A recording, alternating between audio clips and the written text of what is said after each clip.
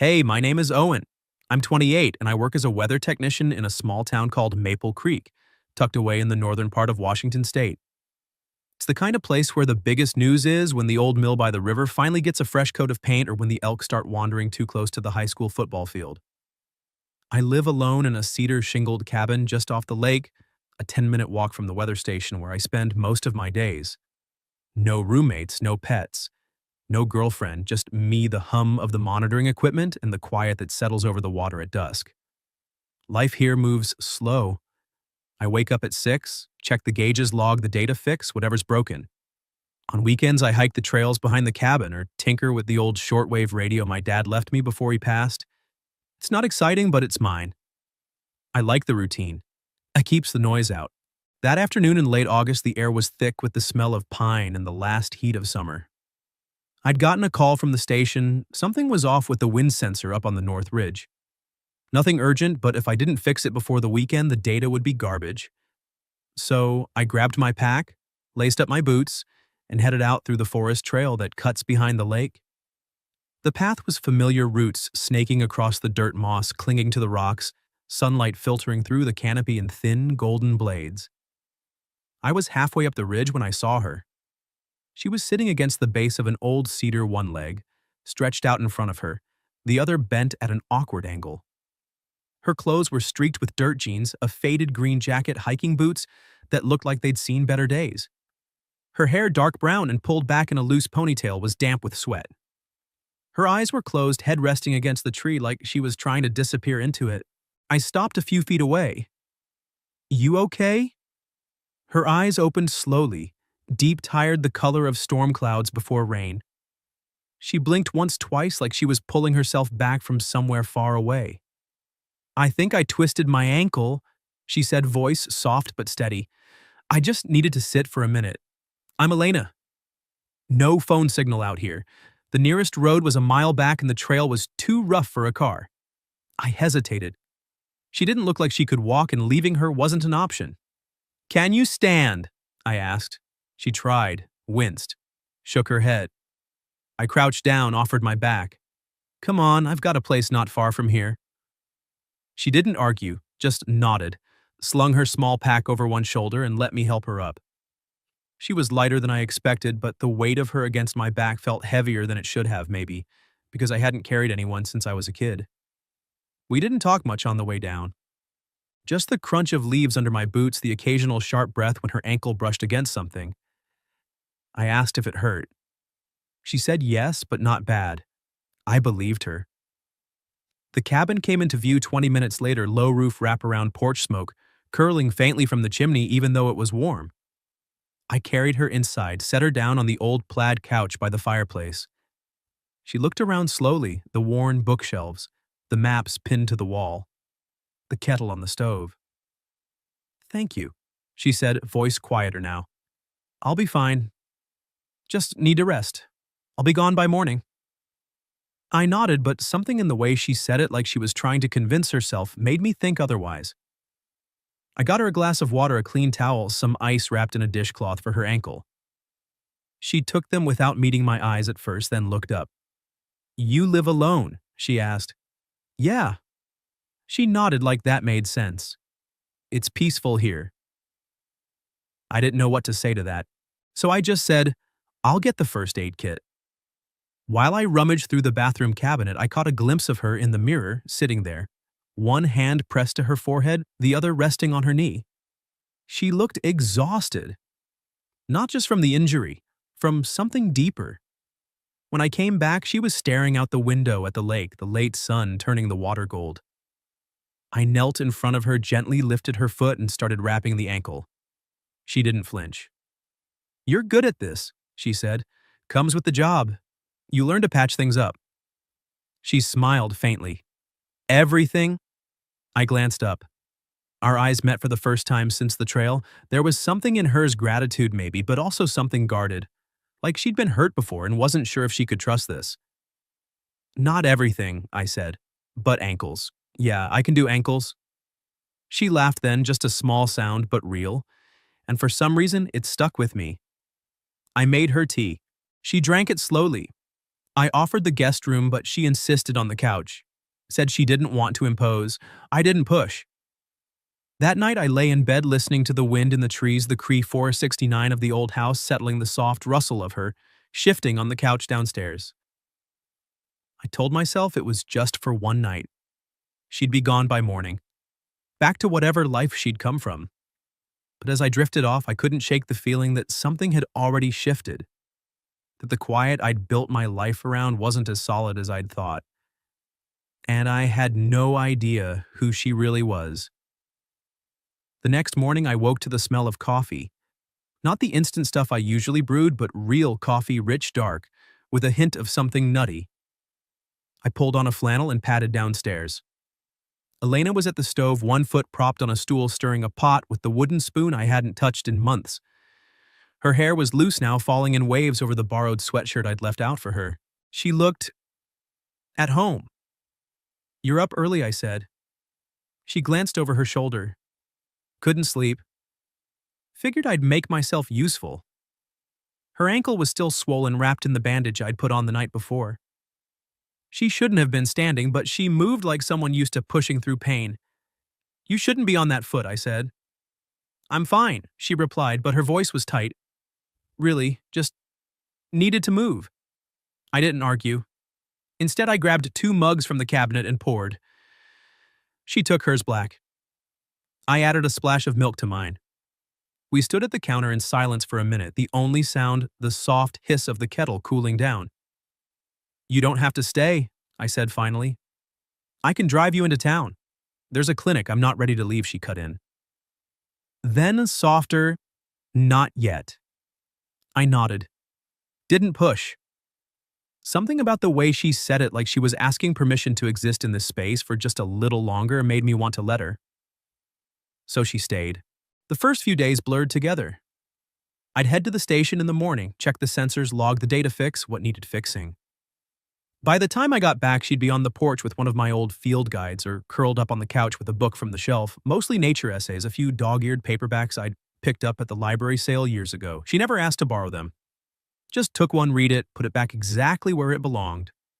She didn't talk much about herself. When I asked where she was from, she said everywhere and nowhere. When I asked what she did, she said I used to manage things. Now I'm between things. That was it. But she listened. Really listened. When I rambled about barometric pressure or the way the lake fog rolled in at dawn, she'd nod, ask a question, remember the details the next day. No one had ever done that before. We fell into a rhythm without meaning to. I'd cook simple stuff, eggs and toast chili from a canned grilled cheese when I was lazy. She'd wash the dishes, moving slow but deliberate, like every plate mattered. One afternoon, I came home to find her on her knees in the living room, coaxing the old battery-powered radio back to life with a screwdriver and a strip of duct tape. Static crackled, then a faint jazz station flickered through. "You fixed it," I said. "It just needed a little persuasion," she replied, blowing a strand of hair from her face. That night we sat on the porch with the radio between us, the music low and warm. Fireflies blinked in the dark. She leaned back in the Adirondack chair, eyes half closed. "You ever miss the city?" she asked. Sometimes, I admitted. The noise, the lights. But then I remember the traffic, the rent, the way people look through you on the subway. She laughed softly. I know that look. I wanted to ask what she meant, where she'd been, why she was really here. But I didn't. Instead, I said, "You don't have to tell me anything you don't want to." She turned her head, studied me in the dim glow from the porch light. "I know." Another night, the power went out. Storm rolling in off the mountains. I lit the kerosene lamp, stoked the fireplace. She watched me stack the logs, then handed me kindling without being asked. We worked in silence the way people do when they've done it 100 times before, even though we hadn't. When the fire caught, she sat cross-legged on the rug, hands stretched toward the flames. The light painted shadows across her face, sharp cheekbones, the faint scar above her left eyebrow I hadn't noticed before. "You're good at this," she said. "At what? Making things work. Fixing what's broken?"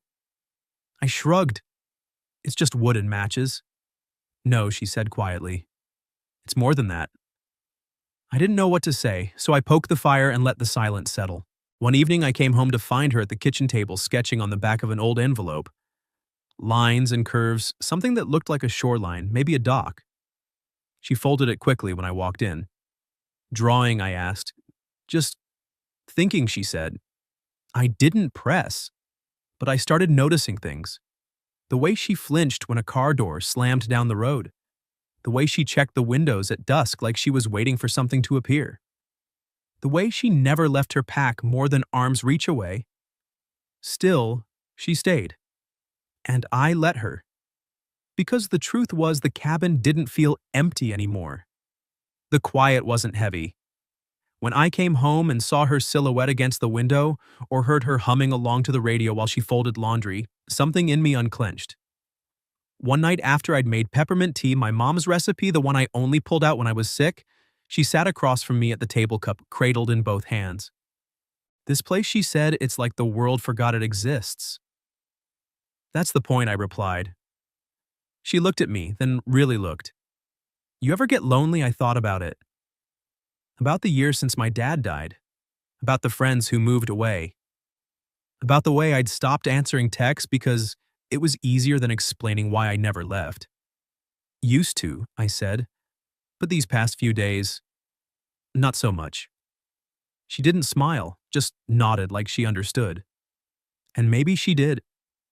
Because that night when the wind rattled the windows and the fire popped in the hearth, she reached across the table and brushed her fingers against mine.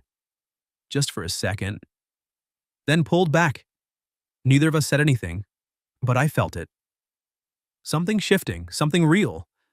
The morning it all cracked open started like any other. I'd left before dawn to recalibrate the rain gauge at the station, routine stuff, nothing that should have taken more than an hour. But a loose wire turned into a stripped screw, and by the time I got back the sun was high and the cabin was quiet. Too quiet. I found Elena on the porch phone pressed to her ear, speaking low and fast in French. Not the casual kind you pick up from movies, this was fluent, clipped professional. She was pacing, one hand gripping the railing of the other, holding that small satellite phone I'd never seen before. When she spotted me, her face went still. She ended the call with a curt "Je te rappelle" and slipped the phone into her pocket like it burned. Friend checking in, I asked, trying to keep my voice neutral. She nodded. They were worried. I didn't buy it, not anymore. That night after she'd gone to bed or pretended to, I waited until the house was dark. Then I did something I wasn't proud of. I opened her pack. It was sitting by the couch, half-zipped like she'd meant to unpack, but never got around to it. Inside a leather-bound notebook, the kind with a ribbon marker. The cover read, Alba Properties, Private Resorts Planning. I knew the name. Everyone in Maple Creek did.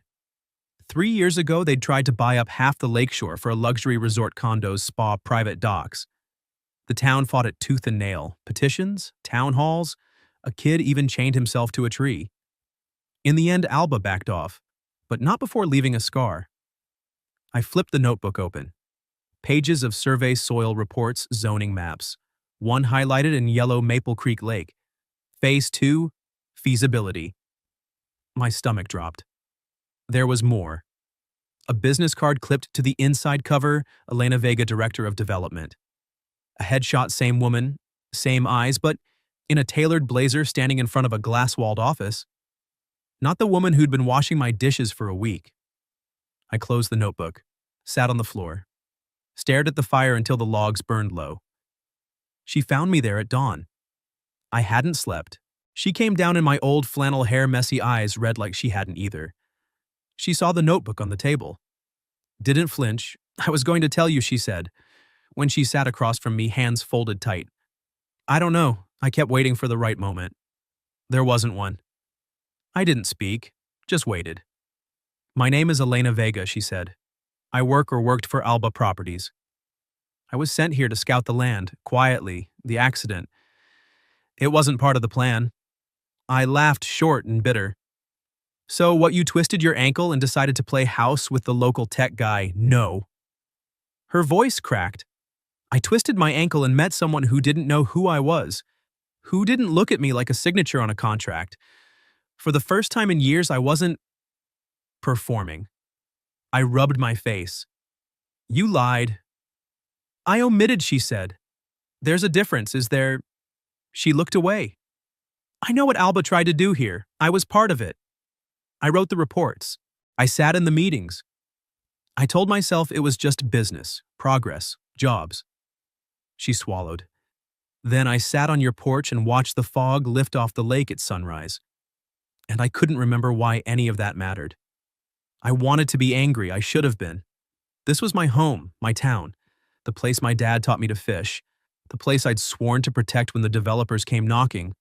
But looking at her small in my oversized shirt, eyes, glassy voice raw, I couldn't find the rage. What happens now? I asked. She met my gaze. I don't know. I've never walked away from a project before. I don't know how. I stood up, paced, stopped at the window. The lake was flat mirror, still reflecting the first light. You could leave, I said. Go back. Finish what you started. I could, she said quietly, but I don't want to. I turned. Why not? She stood too, slowly, like every word cost her. Because for the first time in my life, I don't want to be the person who takes. I want to be the person who stays. I didn't have an answer, not yet. We ate breakfast in silence, oatmeal, coffee. The radio played static and old country. When I left for work, she was on the porch again, staring at the water like it held the answer. I spent the day at the station staring at numbers I didn't see. My phone buzzed once, a text from her. I'm sorry, I didn't reply. When I got home, the notebook was gone. So was her pack. For a second, I thought she'd left. Then I found her by the lake sitting on the dock legs, dangling over the edge. The notebook was in her lap, open to a blank page. She was writing. I sat beside her, didn't speak. After a while, she said, I'm drafting my resignation. I looked at the page. Just 2 lines effective immediately. Personal reasons. That's it, I asked, that's it. She tore the page out, folded it, tucked it into her pocket. I don't know what comes next, she said, but I know I can't go back. I nodded. The sun was setting, painting the water orange and pink. A loon called, somewhere across the lake. I don't forgive you, I said. I know, but I'm not asking you to leave. She turned to me then, eyes wide, like she hadn't expected that. We sat there until the stars came out. Neither of us moved. Neither of us spoke. But something had shifted again. Not trust? Not yet. But possibility. The next few days were a minefield of silence. I left before she woke. Came back after dark. Ate standing at the counter. Slept with the radio on low so I wouldn't hear her moving around downstairs. She didn't push. Didn't ask where I'd been. Just left coffee in the pot and a plate covered in foil when I forgot to eat. I told myself it was anger, that I needed space, that I couldn't look at her without seeing the Alba logo stamped on everything I loved about this place. But the truth was messier. Every time I walked through the door and saw her curled in the armchair with one of my books or standing at the sink humming something soft under her breath, the anger slipped, replaced by something I didn't have a name for. On the 5th night, the sky cracked open. Rain hammered the tin roof like gravel. Thunder rolled in off the mountains close enough to rattle the windows. The power flickered once, twice, then died. I lit the kerosene lamp, dug out candles from the junk drawer. She was already at the fireplace, stacking kindling with the same quiet focus she'd shown the first night. We didn't speak, just worked. Logs, matches, the crackle of flame catching. When the fire was steady, she disappeared into the kitchen and came back with 2 bowls chicken soup thick with carrots and thyme. The smell hit me like a memory. My mom's recipe, I said, before I could stop myself. I know, she replied. You told me. When you had the flu last winter. Said it was the only thing that made you feel human again. I stared at her. She'd remembered. From one offhand comment months ago before any of this. We ate on the rug in front of the fire. Rain lashing the windows, lightning flashing white across the lake. The soup was perfect. When the bowls were empty, she set them aside and looked at me, really looked. Are you angry? She asked. I opened my mouth to say yes. The words stuck. No, I said, finally. I'm trying to figure out how to be angry at someone who just made my mom's soup. She laughed once short, surprised like she hadn't meant to. Then her face crumpled. I'm sorry, she said. I keep saying it, but it's not enough. I know. I set my bowl down. You lied. I did. You could have destroyed this place, I know. But you didn't. She shook her head. I couldn't. Not after this. She gestured at the room, the fire, the rain, me. I leaned back against the couch, watched the flames. I don't know how to trust you, I said. I don't expect you to, she replied. Not yet. Silence stretched, the kind that wasn't empty, the kind that held weight. Then she said, I sent the email. I turned. What email? Resignation? Official. CC'd the board, told them the project's dead. That I'm out. For good. I stared. When this morning? Before the storm. I didn't know what to say, so I said nothing. She reached into her pocket, pulled out a folded sheet of paper, held it out. I took it. Subject: immediate resignation, Elena Vega. Effective today. Personal reasons. Maple Creek project terminated. That was it. No explanation, no plea, just done. I looked up. You didn't have to. Yes, I did, she cut in. For me, not for you. For me. Thunder boomed. The lamp flickered. She shivered, not from cold, from everything. I moved without thinking, reached across the space between us. My hand found the table. Hers was already there. Our fingers brushed, then locked. Neither of us pulled away. I don't know what this is, I said. Me neither. But I know I don't want you to leave. She exhaled like she'd been holding her breath for days. Her hand tightened around mine. The fire popped. Rain eased to a steady patter. We stayed like that, hands clasped, knees almost touching the storm moving on outside. Later, when the power came back and the lamp glowed steady again, she stood. I should go to bed, she said. I nodded. But neither of us moved. Then she did something I didn't expect. She leaned down, pressed her forehead to mine. Just for a second. Warm. Real. Thank you, she whispered, for not making me leave. I closed my eyes. Thank you for staying. She pulled back, smiled, small, tired, but real. Then she was gone, footsteps soft on the stairs. I sat there long after the fire burned low, the resignation letter still in my hand. I didn't sleep that night, but for the first time in days, the silence didn't feel like a wall. It felt like a door. The 2 weeks after the storm felt like borrowed time. Elena left on a gray Tuesday morning. Her ankle was healed enough to drive, though she still favored her left foot when she thought I wasn't looking. She packed light, just the clothes she'd worn in the notebook with the torn-out resignation page and one of my old flannel shirts she'd claimed without asking. I didn't mind. We stood on the porch. The Jeep idled in the driveway, exhaust curling in the cold air. She had a flight out of Seattle that afternoon back to Chicago, to the glass tower where Alba's headquarters sat. She needed to sign papers, return her company cards, say goodbye to a life she'd built over 15 years. You don't have to come back, I said. Not cruel, just honest. She looked at me, eyes steady.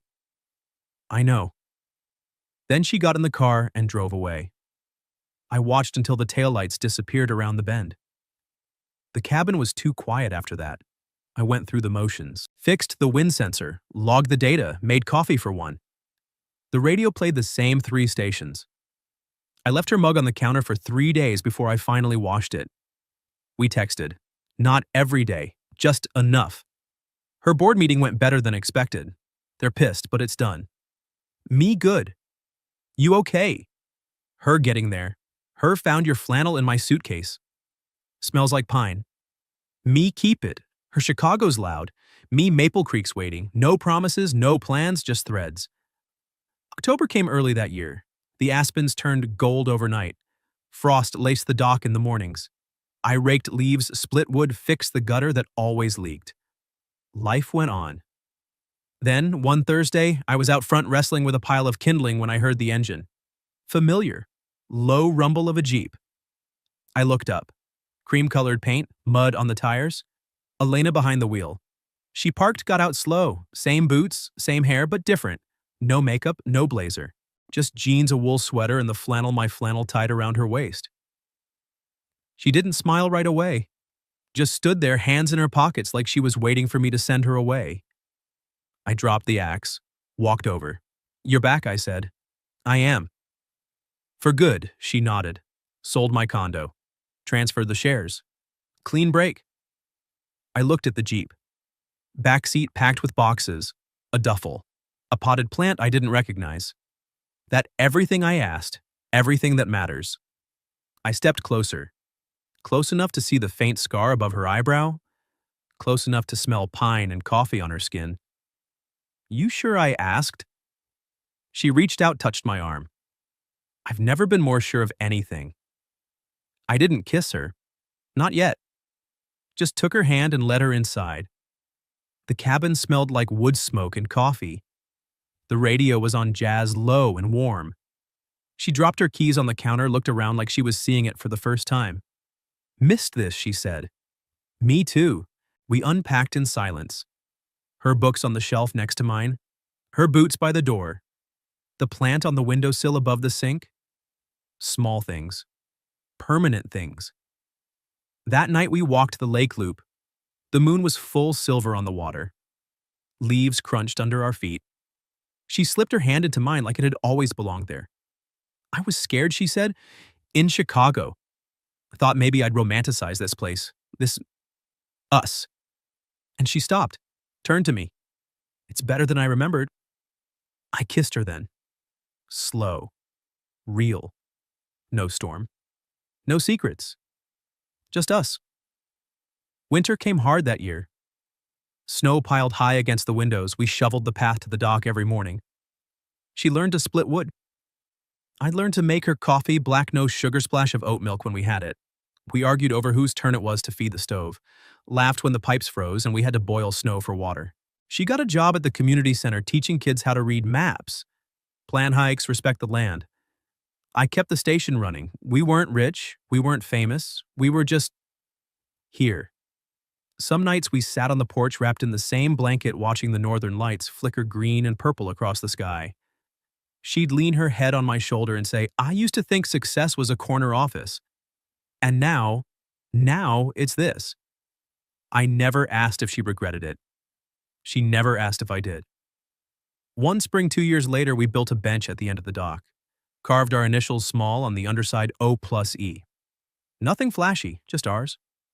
People in town talked at first. The city woman who gave up everything for the weather guy. But talk fades. Groceries still need buying. Snow still needs shoveling. Life moves on. And so did we. I still don't know if love at first sight exists, but I know what it feels like to carry a stranger home and realize years later that you never really put her down. Elena taught me that sometimes the people who change your life don't arrive with fanfare. They limp in on a twisted ankle stay for soup and leave their heartbeat in your walls. And sometimes, if you're lucky, they come back. Not to fix you, not to save you, but to live with you. In the quiet. In the real. What about you? Has someone ever walked into your life when you least expected it and refused to leave your heart? Share your story in the comments. If this one moved you, hit subscribe. We've got more where this came from.